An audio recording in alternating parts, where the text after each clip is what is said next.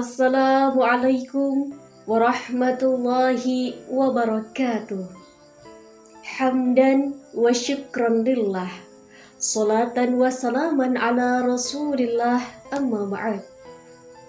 Ma'asyiral muslimin wal muslimat, pemirsa Nuansa TV yang dirahmati oleh Allah.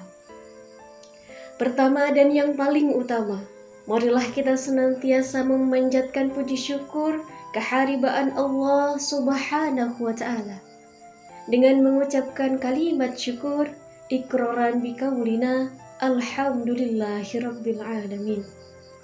Salawat beserta salamnya Allah semoga tetap tercurah limpahkan kepada Nabi pemimpin umat pemberi syafaat. Beliaulah baginda agung Nabi Jina Muhammad sallallahu alaihi wasallam.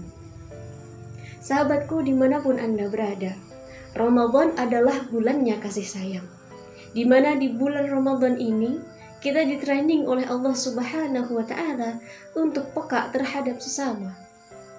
Ketika kita berpuasa, tujuan Allah Subhanahu wa Ta'ala bukan hanya kita menahan rasa lapar dan dahaga saja dalam bentuk ibadah, tapi ketika kita merasakan lapar dan dahaga, Allah Subhanahu wa Ta'ala bermaksud kepada kita semua agar hati kita lebih peka. Kita pernah merasakan lapar, kita pernah merasakan haus, maka timbullah kepekaan di hati kita untuk senantiasa memberi kepada sesama, berkasih sayang terhadap sesama. Sahabatku yang dirahmati oleh Allah, banyak bentuk kasih sayang yang mampu kita lakukan di bulan Ramadan ini. Salah satunya adalah bersilaturahmi. Silaturahmi sendiri berasal dari dua kata, yakni sil dan ar-rahim. Sil yang artinya menyambung, rahim kasih sayang. Jadi silaturahim itu bermakna menyambung kasih sayang. Sahabatku yang dirahmati oleh Allah, begitu luar biasanya silaturahim, bahkan sampai Allah Subhanahu wa Ta'ala sendiri memerintahkan kita untuk senantiasa bersilaturahim. Nabi Muhammad bersabda, la yadkhulul jannah qati'ur rahim. Tidak akan masuk surga orang yang memutus tali silaturahim. Lalu timbul pertanyaan, siapa sajakah yang harus kita silaturahimi terlebih dahulu? Jawabannya ada di dalam Quran surat An-Nisa ayat 36. Wala tusyriku bihi syai'a wa bil walidaini ihsana wa bidil qurba wal yatama wal masakin wal jari dil qurba wal jaril junub was sahibi bil jambi wa banas sabil. Wala tusyriku bihi syai'a wa bil walidaini ihsana. Yang pertama yang harus kita silaturahimi adalah wabil walidain, orang tua kita. Terkadang kita lupa sebagai umat manusia, silaturahim ke sana, silaturahim ke teman ini, buka puasa di sana, buka puasa bareng di sini, tapi kita lupa berbuka puasa dengan kedua orang tua kita. Kita lupa mensilaturahimi kedua orang tua kita. Apalagi kalau contohnya ada anak yang merantau di luar kota, jarang pulang ke rumah, nggak pernah silaturahim sama orang tuanya. Lalu yang kedua adalah siapa? Wabil walidaini ihsana wabidil qurba, adalah kerabat. Nah, setelah orang tua ada kerabat yang wajib kita silaturahimi. Wabidil qurba wal yatama. Yang ketiga adalah anak-anak yatim, wal masakin, dan orang-orang miskin, wal jaridil qurba. Yang selanjutnya adalah jaridil qurba. Siapakah itu jaridil qurba? Jaridil qurba adalah tetangga kita yang dekat. Kita wajib bersilaturahim kepada mereka. Terkadang kita lupa untuk bersilaturahim terhadap tetangga yang dekat. Kita jalan ke tetangga yang jauh, kita punya saudara di luar kota, tapi tetangga dekat kita tidak pernah kita silaturahimi. Na'udzubillah summa na'udzubillah. Padahal Bapak Ibu pemirsa semua, yang akan menolong kita pertama kali ketika kita ditimpa bencana bukan saudara kita yang jauh, tapi tetangga kita yang terdekat. Iya Pak iya. Sebagai contoh, ketika rumah kita misal na'udzubillah kena kebakaran, apakah saudara kita yang di luar kota akan menolong kita? ya rumah kita keburu habis kebakar. Yang akan menolong kita adalah tetangga yang dekat. Makanya jangan lupakan silaturahim kepada tetangga yang dekat. Wal jaridil qurba wal jaril junub. Barulah yang selanjutnya adalah tetangga yang jauh. Lalu waswahibi bil jambi wa ibnas sabil. Waswahibi bil jambi adalah teman sejawat. Wa ibnas sabil dan ibnus sabil wa ma malakat aimanukum dan hamba sahaya yang kalian miliki. Sahabatku yang dirahmati oleh Allah, begitu luar biasanya silaturahmi hingga ada beberapa hikmah yang mampu kita petik ketika kita menjalankan silaturahim. Dalam sebuah hadis dikatakan, man ahabba ayyub satalahu fi rizkihi wa ayyun sa'alahu fi atharihi falyasfil rahimah. Barang siapa yang ingin diluaskan rezekinya, barang siapa yang ingin dipanjangkan umurnya, maka sambunglah tali silaturahim.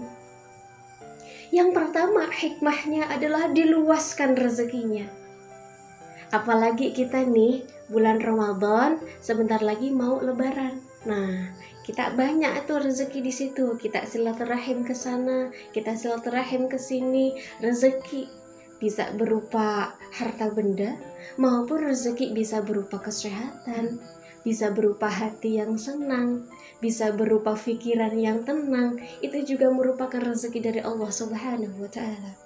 Lalu yang kedua adalah dipanjangkan umurnya. Silaturahmi itu bisa memiliki hikmah dipanjangkan umurnya. Lah kok bisa? Nah, pernah ada sebuah kisah teman-teman.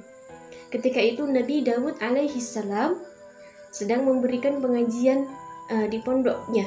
Seperti biasa, banyak santri yang mengaji di sana. Kemudian Nabi Daud alaihi salam datanglah malaikat Israel. Malaikat Israel membisiki kepada Nabi Daud, "Wahai Nabi Daud, sesungguhnya santrimu yang duduk di pojok sebelah sana itu umurnya tidak akan lama lagi." Nah, kemudian selesai pengajian tersebut, Nabi Daud memanggil itu santrinya. Dipanggillah santrinya kepada Nabi Daud. Nabi Daud mengatakan kepada santrinya, "Wahai santriku, sesungguhnya aku telah mendapatkan kabar dari Allah Subhanahu wa ta'ala melalui malaikat Israel bahwa sesungguhnya kamu umurnya tidak akan panjang lagi." Lalu santrinya itu kaget. Ketika santrinya kaget, akhirnya dia mengatakan kepada Nabi Daud, "Wahai Nabi Daud, kalaupun demikian dan itu sudah ketetapan Allah, maka aku ikhlas. Lalu kapan Nabi Daud aku akan dicabut nyawanya oleh Allah?" Lalu kata Nabi Daud, kata malaikat Israel, "Kamu akan dicabut nyawanya 6 hari lagi." Nah, akhirnya setelah mendapatkan kabar berita tersebut, santrinya Nabi Daud ini pulang ke rumahnya. Orang kalau tahu dia akan meninggal kapan, pasti yang dilakukan adalah selalu berbuat baik, betul? Begitu juga santrinya Nabi Daud. Ketika dia mendapatkan kabar kematiannya, dia senantiasa berbuat baik.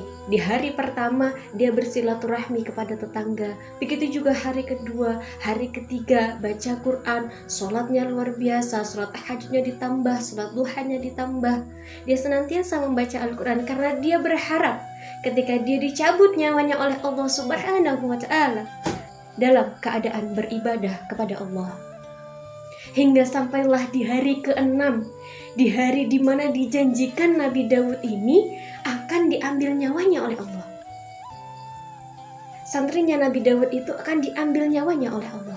Akhirnya santrinya Nabi Daud itu di hari ke-6 itu senantiasa membaca ayat-ayat suci Al-Quran.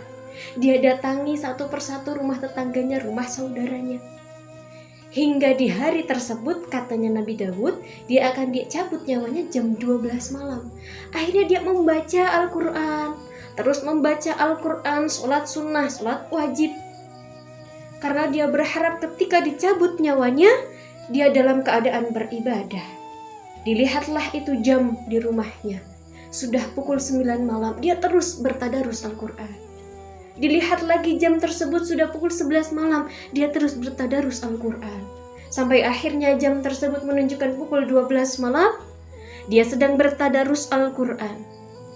Jam tersebut akhirnya menunjukkan pukul 1. Dia masih bertadarus Al-Quran. Nabi Muhammad memandang jam tersebut dengan perasaan kaget. dia batin di dalam hatinya. Katanya Nabi Daud, saya akan dicabut nyawanya jam 12 malam hari ini. Tapi kenapa kok sampai jam 1 malam nyawa saya belum juga dicabut? Dia bingung.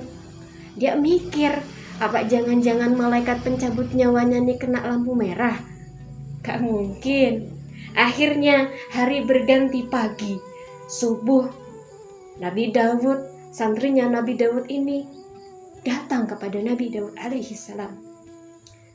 Santrinya mengatakan kepada Nabi Daud, wahai Nabi Daud, sungguhnya panjenengan itu sudah mengatakan kepada saya bahwa saya katanya akan dicabut nyawanya tadi malam jam 12. Tapi kenapa Nabi Daud sampai sekarang saya masih hidup? Nah, akhirnya Nabi Daud ini mengatakan kepada santrinya, wahai santri, tenang saja dulu. Nanti akan saya tanyakan kepada Allah Subhanahu wa Ta'ala. Sampai akhirnya Nabi Daud bermunajat kepada Allah. Nabi Daud mencari alasan dan jawaban kenapa santrinya ini kok tidak dicabut nyawanya.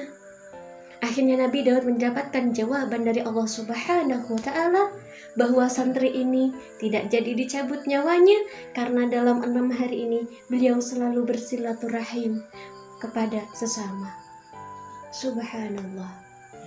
Kisah ini memberikan pelajaran kepada kita semua bahwa ketika kita menjalankan silaturahmi, Allah Subhanahu wa Ta'ala akan senantiasa memanjangkan umur kita. Banyak ulama berpendapat tentang panjang umur. Panjang umur dapat diartikan dengan 2 hal. Yang pertama adalah panjang umur secara kontekstual, memang umurnya bertambah, yang seperti diceritakan tadi.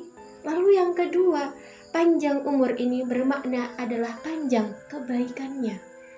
Sebagaimana contoh kita mengenal Insinyur Soekarno. Beliau memiliki kebaikan memerdekakan bangsa Indonesia. Sampai sekarang dan sampai ila yaumil qiyamah nanti, kebaikan tersebut pasti akan selalu dikenang. Atau kita pernah nih punya tetangga, beliau ini orang yang sangat dermawan, orang yang sangat perhatian kepada anak-anak yatim. Sehingga ketika beliau meninggal, kebaikan tersebut akan selalu dikenang, akan selalu langgeng. Orangnya meninggal, fisiknya meninggal, tapi sejatinya dia tidak meninggal. Seperti itu kawan-kawan. Semoga kita semua termasuk golongan orang-orang yang senantiasa bersilaturahmi kepada sesama. Dan mudah-mudahan dengan wasilah silaturahmi di bulan Ramadan ini, Allah Subhanahu wa Ta'ala memberikan kita panjang umur dan murah rezeki. Amin, amin ya Allah ya Rabbal Alamin. Itu saja yang dapat saya sampaikan. Semoga ada manfaatnya. Akhirul kalam, wallahul muwafiq ila aqwamit thariq. Syukran katsiran jazakumullah. Thumma assalamu alaikum warahmatullahi wabarakatuh.